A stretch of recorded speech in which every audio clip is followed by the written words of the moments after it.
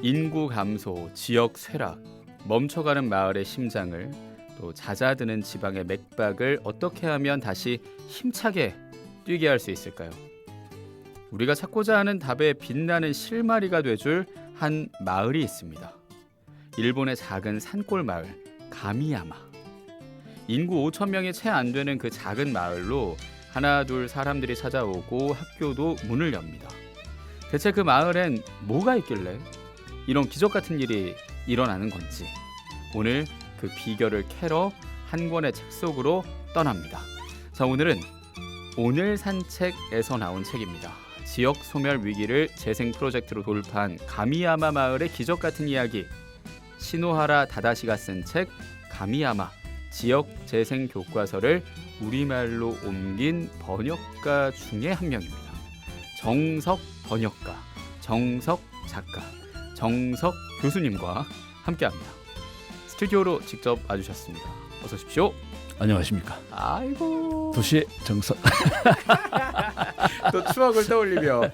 그러니까요. 근데 2주의 책으로는 두 번째 방문이시고. 그렇죠. 예, 행복 로컬. 예, 행복의 로컬 작가로 오시고 그때 2회차 하셨고. 아, 맞아. 그때 예, 그랬죠. 예. 이번엔 꽉 채워서. 1회로 한 번 더. 아니, 번역을 여러 명이 하셨으니까. 맞아요. 앞서 예, 얘기한 예. 가미야마 지역재생 교과서 번역가로 오늘 오셨어요. 예. 오랜만에 인사해 주시면서 번역하신 책으로 최근에 북토크도 하셨는데 그 네. 후기도 남겨주시죠.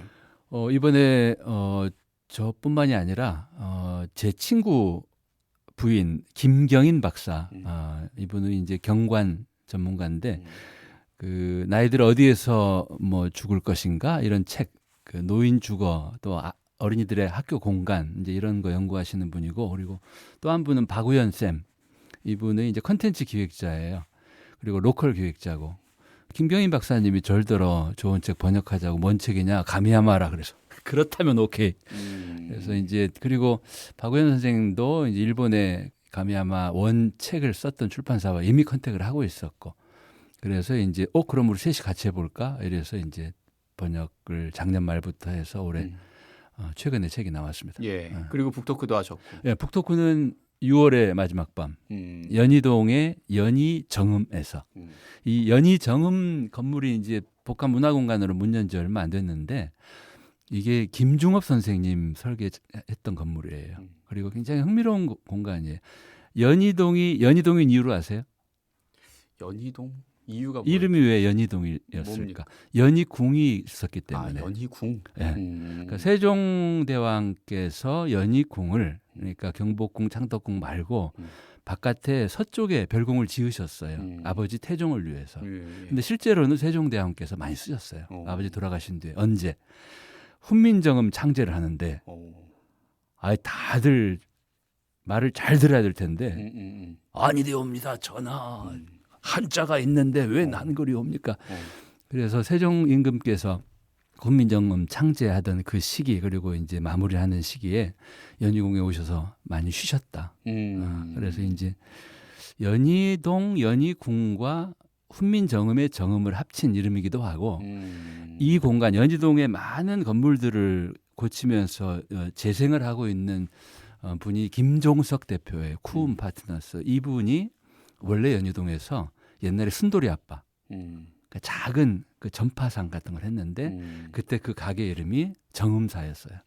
바른 소리. 예. 정음전자, 정음철물 이렇게 연희동에서 터를 닦은 이분이 지금 연희정음 건물을 고치고 보유하고 있는 거죠. 거기서 가미야마를 중심으로 바른 소리를 그렇죠. 지역 재생을 살려야 그러니까 한다는 연희정음은 말씀. 가미야마뿐만이 아니라 지금 이제 건축 사진 작가 김용환 선생 건축 사진 전시회를 하는데 김영관 예. 정말 그 사진들도 좋아요. 저는 지금 보광동 허물어져 가고 있는 한남대교 앞에 보이는 그 보광동 언덕의 사진들 보면서 가슴이 많이 아팠는데 그래서 이런 여러 가지 이제 문화 행사들이 이곳에서 열리고, 그곳에서 저희 북토크를 6월 말 30일 날 했고, 그리고 3명의 번역자와 그다음에 저 출판사 대표님 노래도 같이 했어요.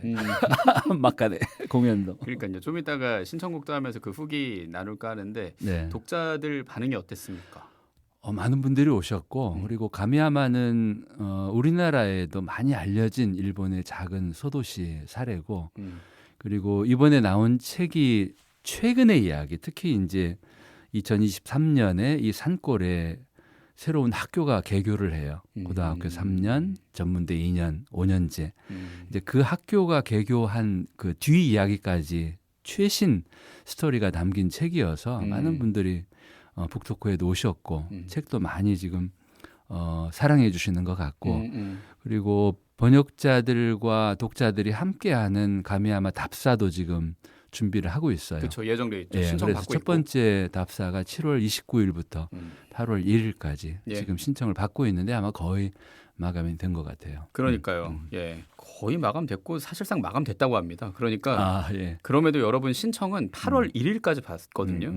신청 링크는 정석 교수님 그 얼굴책 SNS로도 보실 수 있고 네, 또 공유할 수 있으니까 2주의 책도 공유할 테니까 그렇죠. 관심 가져주시면 좋겠고요. 예. 가미야마를 이 시점에 얘기하는 이유가 있습니다. 여름 휴가로 일본 많이 가시죠. 그런데 대부분이 도쿄, 오사카, 뭐 간사이 지방 아니면 뭐 후라노 그쪽에 여름에 예쁘게 피는 그쪽 북해도 예. 쪽으로 가는 경우도 있지만 저는 이 시코쿠 지방도 참 좋겠고 그리고 그렇죠. 예. 의미 있게 이곳을 가보는 것도 정말 좋겠다는 생각이 들어서 예.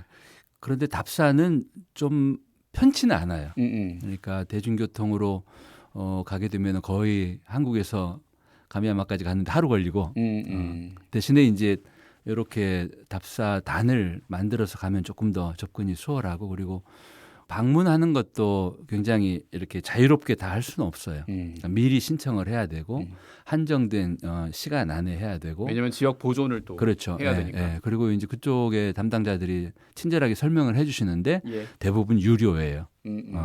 대신에 이제 좋은 설명을 들을 수가 양질의 있죠. 설명을 예, 예. 들을 수 있다라는 것도. 그리고 가미야마는 이제 그 다카마스 공항까지 이제 우리나라 직항 비행기가 있는데 거기 다카마스 공항 그 주변은 또 그 산후기 유명한 우동으로 아주 또 이 먹거리가 좋은 동네이기도 해요. 예. 그래서 가미야마 한번 방문해 주시면 좋을 것 같고 그리고 저는 이제 오래전부터 한국과 일본의 인구 감소 또 이제 지방 소멸 위기에 대응하고 있는 여러 소도시들을 연구를 해왔죠. 그리고 특히 가미야마 이야기는 2019년에 이제 출간했던 천천히 재생에 일본에 아주 잘하고 있는 10개 사례 중에 하나로 제일 처음 소개한 곳이기도 해요. 도시의 정석에서 소개했던 게 기억이 납니다. 맞아요. 예, 그때 기억나죠. 예, 그렇게 했는데 이렇게 가미야마하고는 뭐랄까 저는 이제 도시도 유기체 생명체로 보고 그리고 사람처럼 대하자라는 생각을 종종 해요. 그러니까 서울이라고 하는 도시를 한 사람으로 그게 나의 뭐 아버지나 어머니 같은 부모님의 모습일 수도 있고 내가 정말 사랑하는 나의 연인처럼 서울을 대할 수도 있겠죠. 또 서울을 내가 정말 온 마음을 다해 이렇게 기대하고 있는 우리들의 자녀들과 같은 존재로 볼 수도 있겠죠. 가미야마는 저한테는 좀 특별한 인연을 가진 뭐 친구라고 할까, 애틋한 뭐 연인이라고 할까, 묘한 느낌을 주는 작은 소도시예요. 예. 인연들이 쭉 이어져 오고 있고 앞으로도 이어질 것 같고 그 인연을 소개를 잠깐 드리면 2019년에 천천히 재생 책을 출간을 했고 그해 말쯤에 편지를 받았어요. 지금은 이제 작고하셨는데 서강대학교 류석진 교수님께서 우리가 지금 가미야마 스토리를 담은 책을 번역하고 있다.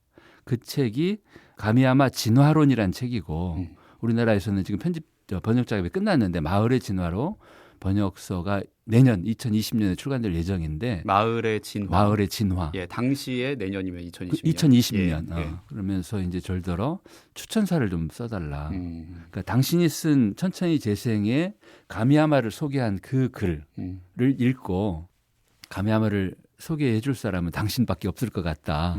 그래서 이제 그 가미야마 진화론이란 책 번역서를 읽고 그 2019년 제가 책을 쓰기 전까지 스토리를 알고 있었죠. 이제 그 뒷이야기들까지 보면서 정말 이 가미야마를 소개한 이 책은 많은 사람들이 읽으면 좋겠다는 마음으로 번역을 추천사를 썼고 그리고 이제 2년 뒤에 우리 학생들과 함께 답사를 했어요. 2022년에. 네, 2022년에. 그래서 이제 많은 분들 만나고 그 당시 또 변화한 가미야마의 모습을 봤고 그때 그 마루고토 고등전문학교 개교 소식을 들었고 내년에 개교합니다는 소식을 들었죠.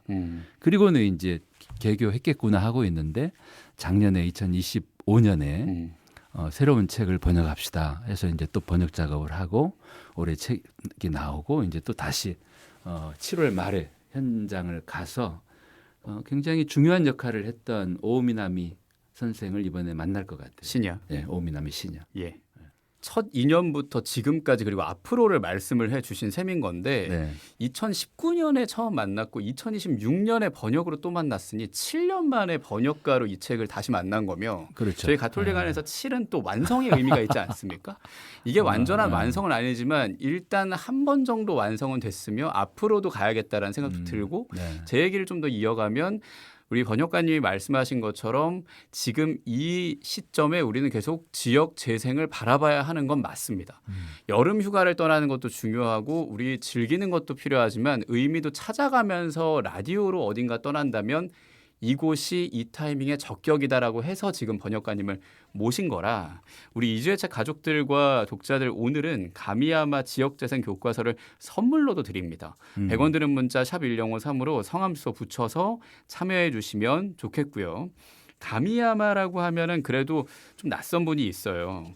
여기 밑에 표지 보면은 신산이라고 한자로도 써 있고 신의 산으로 읽히기도 하고 예. 어디에 있는 마을인지부터 얘기를 이어주시죠. 일본이 맨 위에가 이제 북해도, 홋카이도 그리고 이제 가장 큰 섬을 혼슈, 본주라고 하죠. 그리고 이제 시고쿠라고 하는 섬이 이 혼슈와 큐슈 사이에 바다 한가운데 있고 홋카이도, 혼슈, 시고쿠, 큐슈 크게 4개의 섬인데 시고쿠는 말 그대로 일본의 약간 아래쪽 큐슈 북쪽에 있는 사국의 한자로 그러니까 4개의 나라. 그래서 거기에 카가와, 에히메, 그다음에 도쿠시마, 그다음에 고치 이렇게 4개의 현이 있고 가미야마는 그중에 도쿠시마 현 안에 있는 산골 마을이다. 옛날에 인구가 뭐 10,000명 좀 넘을 때도 있지만 지금은 5,000, 6,000 정도. 그런데 이 마을은 창조적 과소라는 말을 내걸었어요. 창조적 과소? 그러니까 인구가 줄어들고 있는 인구 감소 시대에 인구 수를 늘리겠다 또는 인구 수를 유지하겠다. 여기에 연연하지 않겠다. 어차피 인구는 줄을 수밖에 없다. 과소다. 그런데 그 주는 인구가 창조적인 인재들이라면 가미야마는 희망이 있다. 이런 생각을 일찍부터 해오고 있고 가미야마가 이제 저는 빛나는 성취를 보인 사례라고 불러요. 한국과 일본을 통틀어서. 근데 그 성취는 단기간에 이루어진 게 아니다. 아주 긴 시간. 짧게 보면 30년. 그리고 좀 더 길게 보면 50년의 스토리가 만들어낸 성취다. 그 이야기를 해볼까요? 저희 지난주 이주의 책이랑도 지금 이어지는 게 예. 지난주에 우리가 그런 얘기했거든요. 어차피 어렵다. 어려움은 똑같이 있는데 거기서 불평 불만만 할 것인가 아니면 태풍 속에서도 춤을 출 것인가. 그럼요. 예. 나는 그 자세를 얘기했는데 그걸 이뤄낸 마을이네요. 그렇죠. 예. 그것도 아주 신나게. 그러니까 이제 그 비결이 뭘까? 이 사람들은 우연 얘기를 많이 해요. 우연. 그리고 사람들과의 만남. 그러니까 결국은 마을이나 도시를 살리는 건 사람인데 나 여기 싫어 나 떠날 거야 이런 생각을 갖고 있는 사람들이 대다수인 곳은 희망이 없죠. 그런데 이곳에 살고 있는 오래 살아왔던 이 마을 사람들 가운데 나는 이 마을이 좋아. 우리 마을은 희망이 있어. 우리 마을은 다른 마을과 달라. 이런 생각을 갖고 있는 사람과 우연히 이 마을을 찾아온 사람들이 만납니다. 초대하기도 하고 어떤 프로그램을 열기도 하고 이렇게 하면서 이 사람과 사람들이 만나면 좋은 사람들이 만나면 뜻밖의 일들이 벌어져요. 우리 이거 한번 해볼까? 네가 해라. 이렇게 해서 뭔가 일들이 벌어지는 거죠. 이게 30년 길게는 50년 동안 이어져 와서 여기까지 온 거다. 라는 거. 예. 예. 앞서 얘기한 인물 중에 오미나미 시냐가 그 시작이자 우리 마을 좋아인데 또 그렇죠. 새로운 곳으로도 예. 간 분인 게 1970년대에 실리콘밸리를 봤다고요. 괜찮게 사는 집 아드님이었어요. 음. 아버지가 이제 그 가미야마에서 토목 건설회사 대표셨고, 그래서 스탠포드 대학에 유학을 갑니다. 대학원으로. 그때가 70년대 중후반. 그때가 실리콘밸리가 만들어질 때예요. 그러니까 깜짝 놀란 거죠. 첨단 연구와 일을 하는, 뭐 창업을 하고, 뭐 IT, 컴퓨터 이런 사람들이 대도시의 큰 빌딩 안에서 일을 하는 게 아니라 캘리포니아의 가장 아름다운 밸리에서, 가장 환경이 좋은 곳에서, 햇빛이 반짝이고 바람이 불고 그런 곳에서 일하는 걸 보면서, 와, 내 고향 가미야마도 밸리가 될 수 있겠다, 이런 꿈을 꾼 거죠. 실제로 나중에 가미야마 밸리라고 하는 장명을 해요. 책에 있더라고요. 네, 예, 봤어요. 그러니까 실리콘밸리를 보고 고향 작은 소도시 가미야마를 밸리가 될 수 있겠다라는 꿈을 꾸었던 이 오미나미 시냐의 30대, 아마 20대 후반, 30대 초반 때의 이 꿈, 이게 저는 시작이라고 생각해요. 예, 네. 그렇군요. 그러고 이제 흥미로운 이야기가 30대 후반쯤일 때 오미나미의 딸이 다니던 초등학교에서 앨리스라고 하는 인형이 발견이 돼요. 푸른 눈에. 이게 뭘까? 조사해 보니까 미국과 일본이 서로 친선을 하기 위한 그 선물로 미국인들이 10,000개가 넘는 이런 인형을 만들어서 일본 전역에 보낸 거예요. 굉장히 예전이었겠는데. 1920년대. 20년대 미국에서 경제가 안 좋으니까 반일 감정이 좀 생겼어요. 이제 일본 사람들이 뭐 아시아 사람들이 미국에 막 왔을 텐데 나도 먹기 힘든데 얘네들이 와서 열심히 일하면서 뺏어가는 거 아니야. 그때 어떤 한 분이 미국과 일본의 친선, 민간 친선 교류 프로그램으로 인형 보내기를 제안한 거예요. 그래서 많은 사람들이 인형을 만들어서 보냈는데 그러고 얼마 안 있다가 태평양 전쟁이 벌어진 거죠. 그러니까 보이는 족족 인형들을 다 없앤 거예요. 근데 남았네요. 그런데 그 딸이 다니던 학교의 한 선생님이 인형이 무슨 죄가 있어. 그래서 그 인형을 감춰둔 거예요. 그리고 이제 미국 일본 관계가 좋아졌을 때 복도에 전시를 한 거죠. 그거를 오미나미가 발견을 하고 네. 인형을 자세히 보니까 인형 안에 여권이 있어요. 그러니까 이 인형의 이름이 있고 인형을 만든 사람이 있고 주소가 있는 거예요. 예. 그래서 이제 제가 이 부분을 읽어보겠습니다. 네.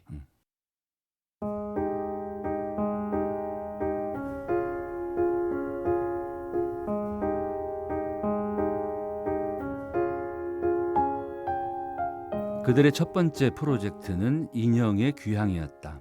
1990년 4월 가미야마에 있는 진료초등학교 학부모회 임원을 맡고 있던 오미나미는 학교 복도에 전시된 인형 하나에 시선이 멈췄다. 푸른 눈을 가진 여자아이 인형이었는데 인형이 담긴 나무 상자에는 미국에서 온 평화의 사절 1927년 3월 22일이라는 글이 적혀 있었다. 1920년대 후반 대일 감정이 나빠진 미국에서 일본인 이민자 배척 운동이 일어났다. 이러한 상황을 안타깝게 여긴 선교사 시드니 걸릭은 인형을 매개로 한 민간 교류를 제안했다. 그의 호소로 무려 12,739개의 인형이 일본의 초등학교와 유치원에 기증됐다. 그것이 바로 푸른 눈의 인형이다. 도쿠시마 현에도 152개의 인형이 전달됐다. 그러나 태평양 전쟁이 발발하면서 그 인형은 죄다 없애버리고 만다. 그런 가운데 진료초등학교의 인형은 기적적으로 화를 면했다. 흥미가 생긴 오미나미는 인형을 자세히 조사해 보기로 했다. 그런 과정에서 인형에 여권이 있다는 사실을 알게 되었다. 오미나미는 여권에 적힌 인형의 출신지인 펜실베니아주 윌킨스버그의 시장에게 편지를 보내 조사를 의뢰했다. 그리고 반년이 흘렀을 무렵 앨리스를 보낸 사람이 윌킨스버그에 살았던 앨리스 존스턴이라는 사실이 밝혀졌다. 이 아이를 고향으로 보내주면 어떨까? 우연히 발견한 인형을 미국으로 데려다 주겠다는 엉뚱한 발상이었지만 오미나미와 흥미를 느낀 친구들은 망설임 없이 바로 동의했다. 앨리스 귀향 추진위원회를 결성했고 마을 주민 30명과 함께 비행기에 몸을 실었다. 1991년 8월 오미나미가 38살이었을 때의 일이었다. 그때 마을의 초중 고등학생도 함께 데려갔다. 해외를 경험시켜 세상 바라보는 시야를 넓혀주고 싶었기 때문이다.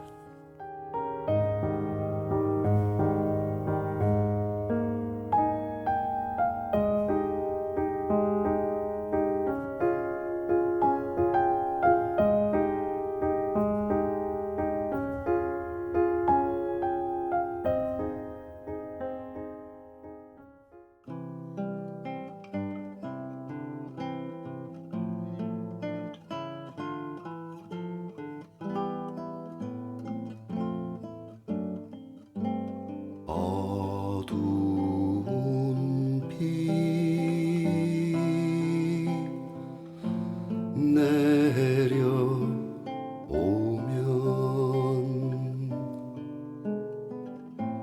처마 밑에 하나이 울고 서 있네. 그 맑은 두 눈에 빗물 고이면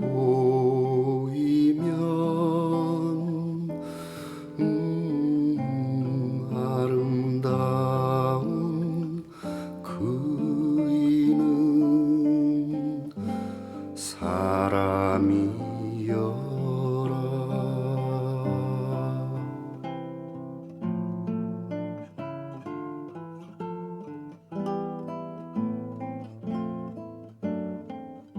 세찬 바람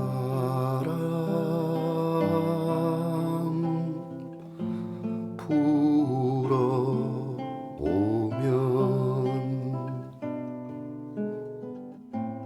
벌판에 하나이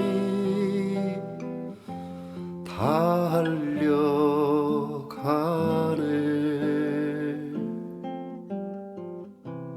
그 더운 가슴에 바람 안으면 아름다운 그이는 사람이여라.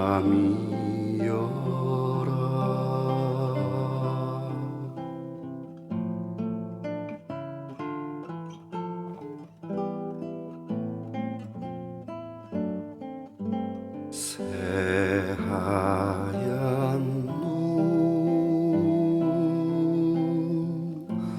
내려오면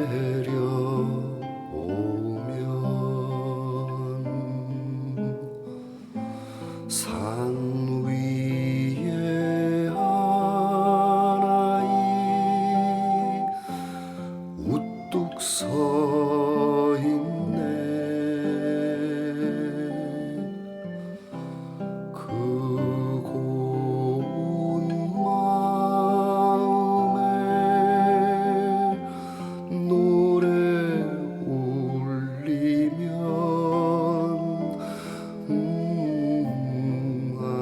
아름다운 그이는 사람이여라. 그이는 아름다운 사람이여라.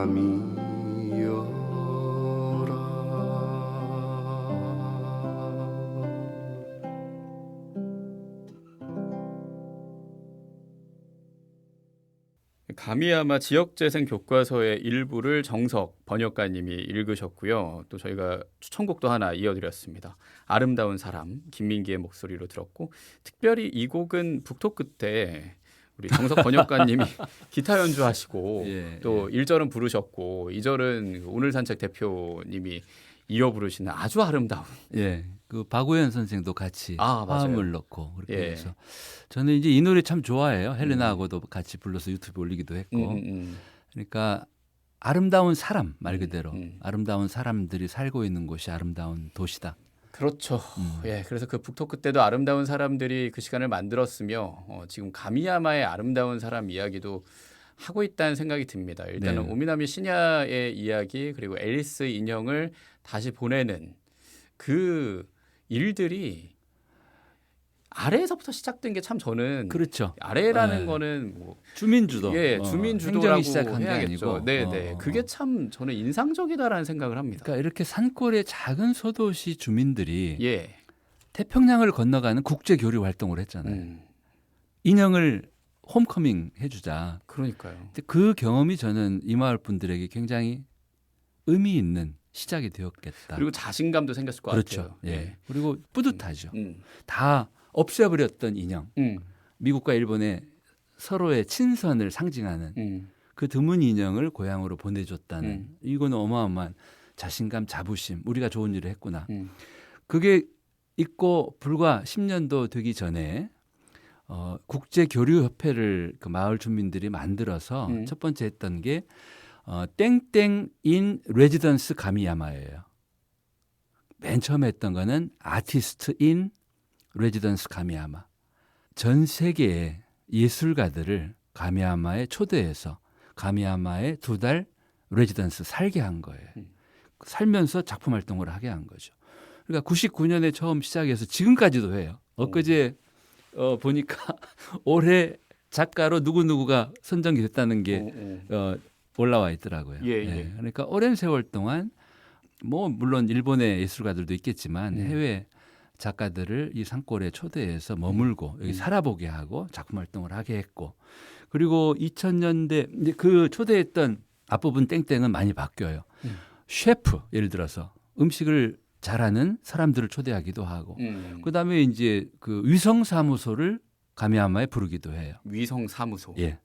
그게 2010년부터 시작을 했고 그 전에 2000년대 초반에 가미야마에 광통신망을 깔아요. 그러니까 인터넷 세상이 오니까. 예. 그리고 이제 그 원격 근무나 재택 근무에 어. 이 변화하는 트렌드를 읽은 거죠. 요즘 그렇게 얘기하잖아요. 디지털 노마드라고. 그렇죠. 예, 어디서든 네. 노트북만 펴면은 일할 수 그게 있는. 이제 실리콘밸리에서 이어지는 거죠. 아하. 그래서 가미야마의 광통신망이 충분히 설치되고 난 다음에 대도시에서 매일같이 고생하면서 출퇴근하면서 일하지 않아도 되는 사람들, 이를테면 컴퓨터 또는 뭐 디자인 또는 뭐 방송, 작가 이런 사람들의 위성 사무소를 유치한 거예요.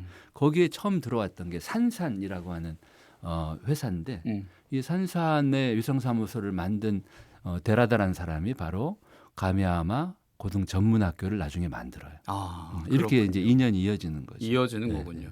요즘 도파민이라고 하잖아요. 이게 뇌에서 막 팡팡 터지는 이걸 사람들이 쫓느라 자극적인 것도 보고 쇼츠를 막 넘기고 하는데 제일 좋은 도파민이 터지는 것 중에 하나가 뭔가를 해냈을 때 나오는 성취감이라고 하더라고요. 그렇죠. 예. 그래서 아침에 일어나서 침대 정리부터 해라. 그러면은 내가 뭘 이뤘다라는 도파민이 터진다. 근데 체조도 좀 하고. 예, 가미야마의 마을 주민들은 내가 앨리스를 보내봤다. 그렇죠. 그래서 우리가 뭔가 해냈다라는 그 도파민이 시작이 되니까 그러니까 그게- 보내고. 예, 성장이 된 거 아닌가라는 그 다음에는 생각이 드는 거죠. 한마디로 얘기하면은 좋은 인재들을 초대한 거예요. 부른 그렇죠. 거예요. 예. 그런데 마을 주민들이 국제교류 경험이 있잖아요. 외국인들이 와도 전혀 배타적이지 낯섦이 없죠. 않은 따뜻하게 포용적으로 품고 예. 그렇게 와서 작품 활동을 했던 아일랜드 총각이 일본 처녀와 결혼을 해서 지금 가미야마 삐루 맥주 수제 맥주를 만들고 있어요. 그렇군요. 가미야마에 가면 잊지 말아야 될 게 가미야마 맥주입니다. 그래요. 그러니까 이게 선순환이 되려면 그 지역에 있는 주민들도 적극적이지만 또 다른 이 대도시에 있는 사람들 또는 해외에 있는 사람들도 적극적으로 참여하고 좀 친하게 볼 필요는 있다라는 생각이 들어요. 괜히 우리나라 같은 경우는 지역으로 간다 그러면 왠지 밀려나는 것 같고 뭐 이런 생각을 하지 않습니까? 맞아요. 그런 인식이 좀 바뀌어야겠다는 생각도 그러니까 하고요. 지역에 이제 인구가 줄고 있는 이런 작은 소도시가 예. 인재들을 계속해서 초대하고 음. 좋은 사람들이 이 지역을 떠나지 않고 또 좋은 사람들이 찾아오고 머물고 살고 하려면 기본적으로는 이런 포용하는 마음이 필요한 거고 마음이 환영하는 마음, 환대하는 마음이 필요한 거죠. 그렇게 하기 위해서 예술가들이 왔고 짧게 머물다 갔고 이제 위성사무소는 여기 와서 사는 거예요. 그러니까 오사카나 고베나 도쿄나 이런 대도시에서 직장 생활을 하던 직원들이 가미야마에 와서는 집이 곧 사무실이에요. 그러니까 굳이 정장 차림으로 1시간씩 출퇴근을 안 해도 돼요. 반바지, 반팔에. 그리고 어떤 친구들은 해먹에 들어 누워서 노트북으로 본사와 교신을 하고 있어요. 또 개울가에 맨발로 발을 담그고 앉아서 일을 해요. 말 그대로 워케이션인 거죠. 그러니까 일하는 방식이 달라진 거죠. 그러니까 아주 빡빡하게 그리고 아주 고되게 고통스럽게 일하는 게 아니라 편안하게 느슨하게 행복하게 여기에 이성사무소에 근무한 사람들은 점심시간에는 고양이도 돌보고 상추도 키우고 이제 그렇게 가미야마의 인재들을 초대한 거죠. 단계적으로. 그리고 이제 되게 우리나라도 많은 지방의 소도시들이 인재들을 초대하는데 오세요 오세요 해요. 돈 줄 테니까 오세요. 예. 근데 실은 돈도 필요하지만 외지 사람이 낯선 곳에 와서 머물러 보고 거기에서 뭔가 일을 하며 살려면 필요한 것들이 많이 있죠. 뭐 그 중에 하나가 체류 공간일 테고 또 이동의 편리함도 있을 테고 사람들과의 관계망도 중요할 거예요. 그런 거를 굉장히 세심하게 잘 한 곳이 가미야마입니다. 그렇군요. 가미야마는 가미야마 주쿠. 이 주쿠라고 하는 말은 한자로 숙이에요. 정경숙. 이게 이제 기숙사형 학교 같은 의미죠. 그러니까 외지에서 가미야마에 관심 있는 사람들이 당신이 알아서 와서 적응하고 자리 잡고 살아봐 이게 아니라 작은 학교를 연 거예요. 이미 가미야마 주쿠에 사람을 1기, 2기, 3기 계속 외지인들을 받아서 예. 가미야마 공부도 하게 해드리고 또 서서히 이곳에 적응하게 하는 거죠. 예. 가미야마 주쿠도 굉장히 중요한 활동을 하고 있어요. 네, 지금 뭐 학교 얘기하셔서 그런데 이 책에 마루고토 학교가 네. 나오지 않습니까? 이거 기적의 학교라고 얘기를 하고 저는 처음에 이 학교 이름을 보고 난 다음에 자연히 어른들 그러니까 아이를 키우는 어른들이 가미야마에서 살면서 그 아이들이 다닐 수 있는 학교의 인프라가 생긴 거 아닐까라고 했는데 학생들마저 초대를 해서 네. 가미야마에는 그 미케 그다음에 네코보코라고 하는 대한 초등학교가 있고 예. 또 어린이집도 있어요. 고등학교, 중고등학교도 있죠. 그런데 마루고토 고등 전문학교가 개교하게 된 것은 이건 굉장한 사건이에요. 그러니까 대개 소도시의 고등학교들은 중고등학교들은 점점점 폐교를 향해 달려가요. 서울도 지금 초등학교도 폐교하고 마찬가지죠, 있는데요. 그죠? 맞죠. 네. 그래서 저는 그렇게 봐요. 왜 이 사람들이 고등 전문학교를 이 산골에 만들었을까? 이미 아티스트 레지던스라든지 여러 가지 가미야마 주쿠 이런 걸 통해서 청년들과 중장년들 또 위성사무소를 유치하면서 많은 청년들이 가미야마에 왔어요. 그런데 고등 전문학교는 고1부터 대2까지의 청소년들이에요. 물론 청소년 청년들인데 이 한 학년에 40명 그러니까 5개 학년에 200명 정원이에요. 23년에 개교했으니까 지금 올해까지 4학년까지 지금 학생이 들어와 있죠. 내년이 되면 이제 5학년까지 채워요. 200명이 넘을 거예요. 거기에 선생님들 계시죠. 작은 소도시에 고등학생 정도 되는 청소년들이 200명이 상주한다는 것은 저는 어마어마한 사건이라고 생각해요. 그러니까요. 그리고 굉장히 공부가 재밌습니다. 이 마루고토 고등 전문학교는 학과가 하나밖에 없어요. 디자인 엔지니어링 학과. 디자인 엔지니어링 학과. 예.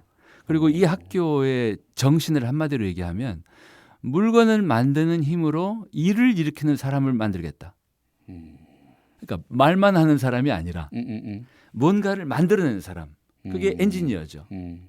책을 만들고 가구를 만들고 물건을 만들고 그런 무언가를 만들어내는 제작하는 사람을 키우는데 거기에 그치지 않고 일을 일으키게 하겠다. 음. 대표적인 게 창업이죠. 사업이네요. 예, 내가 회사에 취업해서 어떤 제품을 생산하는 일에만 머물지 않고 그 힘으로 내가 회사를 만드는 창업을 하고 내가 어떤 프로젝트를 만들고 이런 사람을 키우겠다라는 게 이 학교의 교육 목표입니다. 기술이라고 하면 AI 시대로 넘어가기 때문에 사람이 하는 기술보다 이제 로봇이라고 또는 컴퓨터라고 여겨지는 네. 기술이 하는 경우가 이제 대체될 거라는 우려가 있지만 일을 일으키는 사업까지 확장이 된다면 예, 그것이 기본적인 예, 목표예요. 이 그래도 학교에. 비전이 예. 있다. 그러니까 대학교 좋은 대학에 진학하기 위한 고등학교 전문학교가 아니고 궁극적으로는 이런 창업이죠.